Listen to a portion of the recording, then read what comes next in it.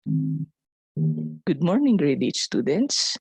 It's me again, Ma'am Jen Ponteras, and welcome to Mathematics 8. So we are now in quarter 4, week 1, entitled Theorems of Triangle Inequalities. So we have exterior angle inequality theorem, triangle inequality theorem, and the hinge theorem. So before we start, our objective is to illustrate theorems on triangle inequalities such as exterior angle inequality theorem, um, triangle inequality theorem, and the hinge theorem. So here's my references. So the materials that are needed will be pencil, ruler, protractor, and GeoGebra also. Now, in our review, kahit hindi nyo naman gawin to, okay lang naman. So, in our review, we have draw a pair of samples of SSS, SAS, ASA, and AAS congruence theorem. What is the reason behind this? Because inequality theorem is coming from the triangle congruence theorem. So, kaya tayo nagkaroon ng inequality kasi doon sa triangle congruence theorem, meron doon isa na maiiba. Okay? Maiiba ng sukat, kaya siya inequality. So pag sinabi nating inequality, the triangle are not equal. Yan, hindi na siya congruent. Yes. Kasi congruent, kung babalikan natin, congruent, having congruent triangles are triangles that have same size and same shape. So kung may isa man doon mabago, let's say yung angle lumiit, so hindi na siya congruent. Right? So doon na papasok yung triangle inequality. Yan. So ito pa yung question na advance ako. What will happen if one of the corresponding sides or corresponding angles are not congruent? So ano yung mangyayari? So here, we have the triangle inequality theorem number 1. It states that the larger the angle, the larger the opposite side. So this is angle to side. So we have here the figure. We have angle C is 36 degrees. We have angle D 80 degrees. Okay. And we have corresponding measures 10 cm, 7 cm, and 5 cm. Ayun pala, 65 degrees. Now, in triangle inequality theorem, states that opposite side is the side opposite the angle of interest in a triangle. It is not one of the two sides that from the angle. So halimbawa, angle B, opposite side is CD. So sige mag-drawing tayo. Kailangan na pala ng illustration. Okay, so let us draw. Kasi kailangan siya. Okay. So let's say angle B. First, angle B. This one, angle B. The opposite side is this one, side CD. Okay. So angle C, the opposite side is BD. This one. And angle D, the opposite side is BC. So what did you notice? So, tingnan muna natin yung mga angles. Angle B is 65 degrees. Yan. So, angle B is 65 degrees. But side CD is what? Side CD is 7 cm. Yan. So, our side CD is 7 cm. Now, we have angle C. So, angle C is 36 degrees. And notice that side. So, this is angle C.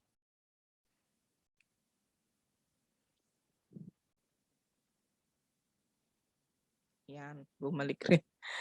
Yan. So this is, so CD is 7 cm. Angle C is 36 degrees. And BD is 5 cm.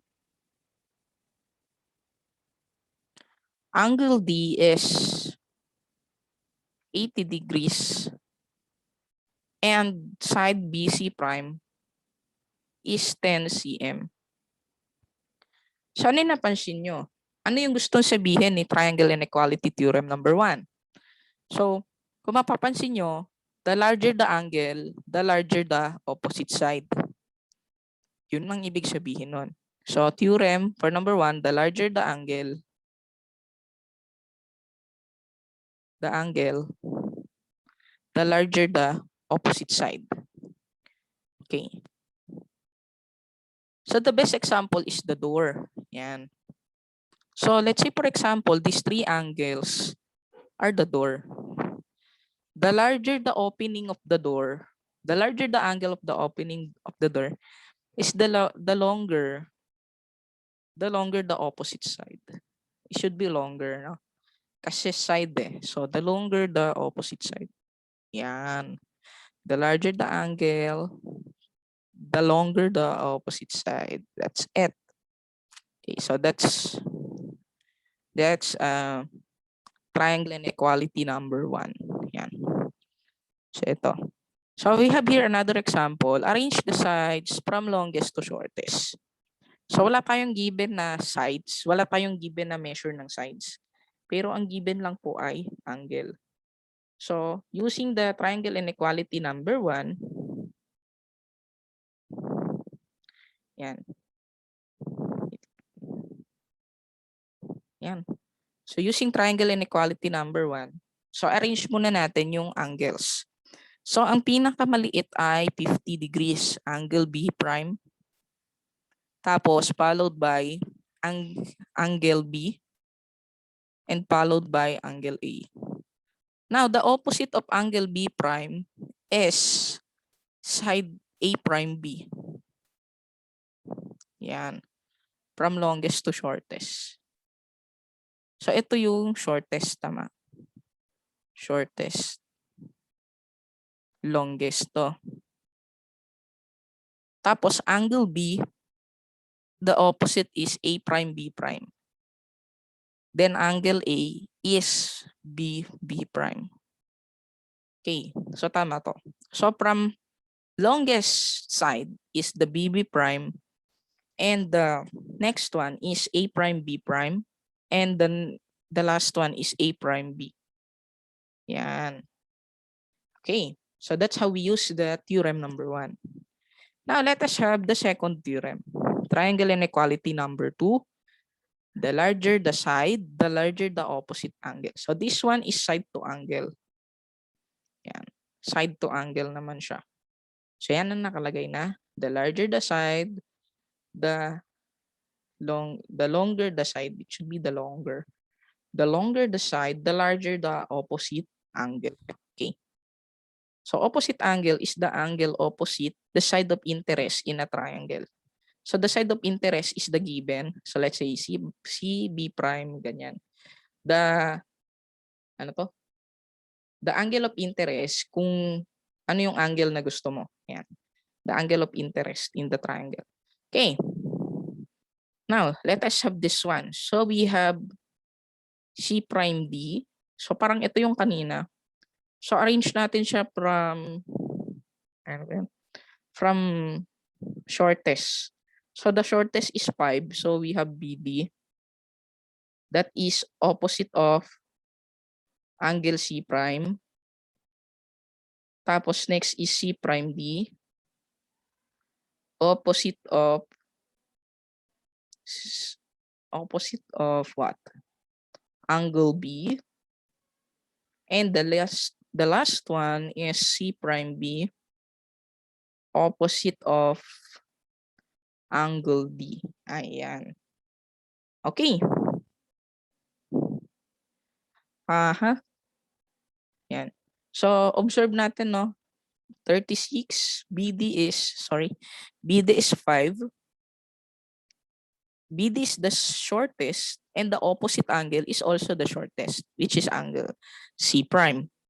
Followed by 7 cm, C prime D, and the opposite is the next one, 65 degrees. And the largest or the longest is 10 cm, which the opposite is 80 degrees, which is angle D. So that's triangle inequality number 2.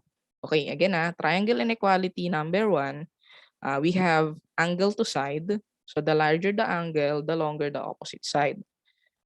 Then the next one is triangle inequality number 2. The longer the side, the larger the opposite angle. So that is side to angle. Now we have here another example. So arrange the angles from largest to smallest. Dapat to sides eh. Ay, oo nga pala. Tama. Pero ang given natin ay mga sides. So largest muna. So ano yung largest natin? Hindi ko makita. Ano to? BC? The largest is BC. Yan. Tapos next is 6 cm. Ano to? EC ba yan? DC. BC, DC, and BD. Yan. Now, let us observe the opposite side of BC. So BC, the opposite side is angle D, correct? Then next one is DC, the opposite side is angle B, correct? And BD, the opposite side is angle C, correct? Okay, so that's how we apply the triangle inequality number 2. Now, let us proceed to triangle inequality number 3. The sum of the lengths of any two sides of a triangle is greater than the length of the third side. So we have here A plus B greater than C. So notice that A, B, and C are the lengths, represents the lengths of the triangle. So according to this theorem, if I have A, B, and C, I have here A plus B greater than C. Pag nag-equal to siya, false na po siya. So ito lang po yung condition, A plus B greater than C. Okay, so meron tayong same example, ito. So let's say this one. Let's say 8 plus 4 greater than 6. So this is 12 greater than 6, which is true. Next, we can have 6 plus 4. Halimbawa, hindi po yun ang pinili ko. 6 plus 4 greater than 8. So 10 greater than 8. So is still true. So mag-try pa tayo ng iba. We have 8 plus 6. 8 plus 6 greater than 4. So we have 12 greater than 4. So this is also true. Okay, so bakit natin, para saan naman itong theorem number 3? The theorem number 3 naman is, it talks about the sides or the measurements of the sides of the triangle na makakabuo tayo ng triangle. Kasi hindi lahat ng measurement ay makakabuo ng triangle. Para makabuo ka ng triangle, dapat it satisfies the condition A plus B greater than C. Okay. Yan. So, ganun lang kadali si number 3. Actually, madali naman to lahat. Yan. Okay. Sige. Now, let us have this one. The exterior angle theorem. It states that the exterior angle theorem of a triangle is equal to the sum of the opposite interior angles.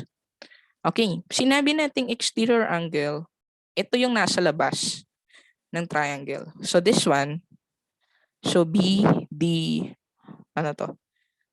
So this one, angle D is the exterior. Siya lang yung exterior. Pero pag nag-extend po ako ng line here, I have another exterior.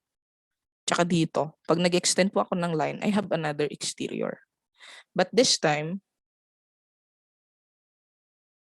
yan. So here, angle B, double prime D, B prime. Ang hirap ng name, no? Kasi sa GeoGebra ko to ginawa eh, kaya ganyan ang naming niyan. So itong angle na to is exterior to this one, angle CD B prime. Ito exterior siya nito. Yan, ito.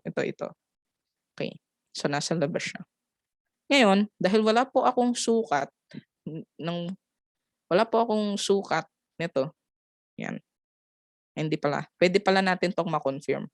Sorry. So according to this proof, according to this theorem, that is equivalent or equal to the sum of our two remote interior angles.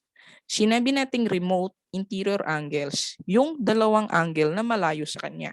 So this one, si angle D, ang malayo sa kanya is ito at saka ito. So we have now, so i-add natin, so angle B prime D B prime and is equal to angle C plus angle B prime. Hirap, no? Hirap ng naming. So we have now 80 degrees equals 30 plus 50. So we have now 80 equals 80. So which is true? Now what is the other way around that this is also true? So notice that 80 and this one are supplementary. Kung i-recall nyo, supplementary siya, di ba? Pag in-add natin ito, pangit pala ng pointer ko. Parang crayon. Wait lang. So pag in-add natin yan, that is equivalent to 180 degrees. Yan. So nag-not responding po siya. Wait lang natin.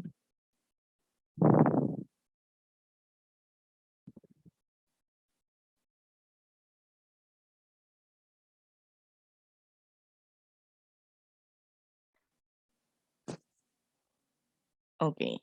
So yan. So aside from adding the two remote interior angles, kung mapapansin nyo dito sa kabilang side ng angle, they are also supplementary. Meaning to say, when you add these two angles, we have 180 degrees. So what are we going to do is we do it backward. So ang gagawin natin is 180 minus 80. So ito ay magiging 100 degrees. So that is 100 degrees. Now, para makasiguro tayo na tama, we're going to add 30 and 50 into 100. So 100 plus 30 plus 50 equals 180 degrees. So meaning to say the theorem is also correct by verifying kung itong triangle na to ay makakabuo ng sum ng angles na 180 degrees. Yan. So nakita natin, na-prove natin na yung exterior angle theorem is also correct. Yan. Okay. Now, let us have the hinge theorem or the Sachs inequality theorem. Why this theorem is called as hinge? Kaya siya tinawag na hinge, yung hinge na tools sa door. Yan. Yung nagkakabit, yung hindi ko mabigkas. Ito yung tools, yung hinge is yung tools na magkakabit dun sa door at saka sa pintuan. Yan. That's the hinge. So, para yung door natin maisara, maibukas siya, kailangan ikabit natin yung hinge na yon. Kasi yun yung magdudugtong. At the same time, dapat flexible yung hinge para makapasok lahat ng object, no? Malaki man or maliit. Now, hinge theorem states that if two sides of one triangle are congruent to the two sides of a second triangle and the included angle of the first triangle has a greater measure than the included angle of the second triangle, then the third side of a first triangle is longer than the third side of the second triangle. So medyo nakakalito, no? So bakit nga ba siya SAS? Wait lang, medyo malabo na yung aking figure. 30 ba to? Is that ano? Sige. Medyo malabo na yung aking figure eh. Pero sige. Okay. So let's take a look at the example for this. So sa original figure natin, let's say ito ay 100. 100 degrees. By SAS, kunwari ito ay 5. Napakakapal naman. Yan. Let's say ito ay 5 at ito ay 6. Kung susundin natin si SAS, gagawa pa ako ng isang obtuse triangle. Wait lang. Okay.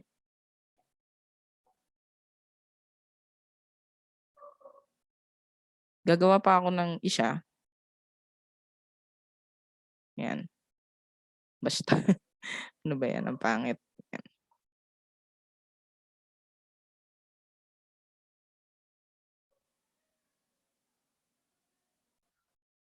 Yan. Sige, assume nyo na lang na straight So, yan. So, kung SAS siya, ganyan yung gagawin natin. Tama? Identical yung gagawin natin. Now, according dun sa SAS, according dun sa theorem natin, pag meron pong isa doon na nagbago, pag si included angle po ay nagbago, yung anong mangyayari doon sa sides nung angles na pag si included angle ang nagbago, let's say ito A, ito ay B. Yan. Pag itong 100 degrees ay nagbago, let's say magiging 60. Yan. Meron ako ditong angle. Meron ako dyan B. Anong mangyayari doon sa sides natin? Pag ito ay nagbago. Siyempre, ito ay magbabago rin. Tama? From 5, possibly, hindi na siya 5. Okay? Kasi nagbago, umurong. Yan. So, yung 6 natin, pwedeng hindi siya nagalaw. Tama? Yan. Okay. So, yun yung binabanggit ng Hinge theorem or SAS inequality theorem. Bakit siya tinawag na SAS inequality theorem? Kasi galing po siya sa SAS. From SAS congruence theorem, nagkaroon po ng changes sa included angle. So dahil nagkaroon ng changes, nagbabago ngayon yung third side natin. Okay? So nagbabago yung isa sa mga sides natin. It's either lumalaki siya or lumiliit siya. Yan. Katulad nito sa illustration. Inurong natin from 20. So kung ito ay 100, inurong natin from 20, possibly ito, iba na. Hindi, iba na siya dito. Yan. Okay? Tapos ito, as is siya, exact. So that's the SAS inequality theorem. So here, if angle F1 is greater than angle F2, hindi ko alam yung angle F2 eh. Yan. Okay. Pero isa lang ang ibig sabihin nito. Kung ang angle natin ay lumiit, yung side natin lumiit din, this one. Kasi ito yung original, ito yung una, tapos nung nagbago, ito yun. Ito yung bago. Okay, so kapag lumiit yung angle, lumiliit din yung side. Pag lumaki yung angle, let's say nag-extend pa rito, ang kapal. Yan. Let's say yung angle nag-extend pa siya rito, naging sabihin natin 150. Yan. So possibly si side, etong side na to na umurong, lalaki rin siya. Okay? Pag ito naman lumiit, liliit din yung side na to, yung kadikit ng angle, this one. So that's the SAS inequality theorem. Pero mas maganda, yung theorem na to, mapoprove natin kung gagamit po kayo ng protractor at saka ng ruler para mas ma-observe natin.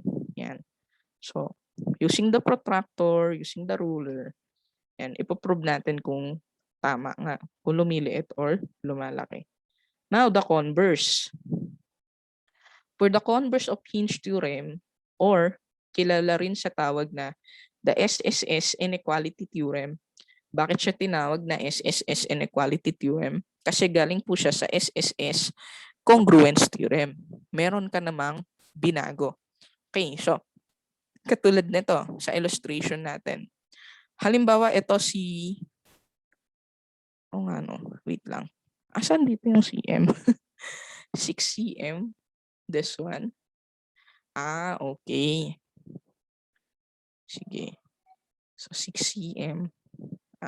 Gets ko na. Okay, so halimbawa ito. Ito ay minove natin. So, ito yung angle. Let's say halimbawa yung angle kanina ay 100 degrees. Minove natin into 60. So, ang mangyayari, kung i-imagine natin, itong point D prime na to ay i-move natin from here. Itong 6 cm na ito na pagkahaba-haba ay magiging 3 cm. Yan. So, kanina originally, let's say ito ay 6, 5, and 4. Tapos 100. Tapos ginawa mo siyang 60 degrees, minove mo ngayon. So ito, pwedeng 5 pa rin yan, pwedeng 4. Tapos yung bago, 3 na ngayon, which is ito. Right? Kasi inurong mo siya eh. So ito, magbabago ngayon. So pag ito inurong natin, ayan, magbabago ngayon ito. Hindi na siya 6 cm. Magiging 3 cm na siya ngayon. Okay. So ito ay ginamitan ko ng GeoGebra, kaya po exact siya. Ngayon, para makasiguro tayo, it's better you use the protractor and it's better to use ruler. Now, triangle inequalities is yung hinge theorem is movement ng angle. Pag nagbago yung angle, magbabago yung side. The converse which is the SSS inequality theorem, pag nagbago yung side, nagbabago yung included angle. Okay, nagbabago yung angles natin. Yan. So ito naman, yan. Si hinge theorem ay SAS inequality theorem kasi galing siya ng SAS. Tapos, pag merong nagbagong included angle, that's the time magiging inequality na siya. So, hindi na congruent. Okay. Sa converse naman, pag may nagbago sa sides, may magbabago dun sa opposite side niya, sa included angle. Okay.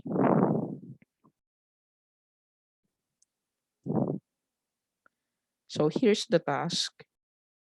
The best thing to prove this theorem is by construction. Ako as a teacher, mas gusto ko nagpapakonstruct ako para masanay si bata na gumamit ng protractor at saka ng ruler.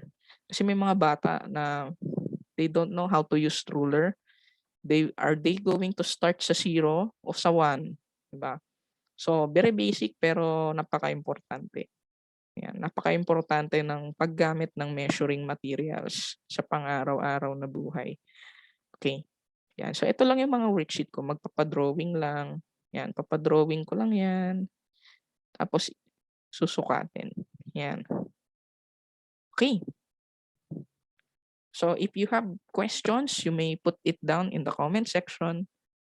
Okay. So hindi ko muna nilagay ang mga proof nito. Alam ko meron tong mga proof. Kaya lang hindi ko pa nilagay kasi alam ko hindi siya maiintindihan agad ng mga bata. Okay. So doon lang tayo sa kaya ng level nila. Okay, so again, I am Ma'am Jen Ponteras and see you on our next video session. Goodbye!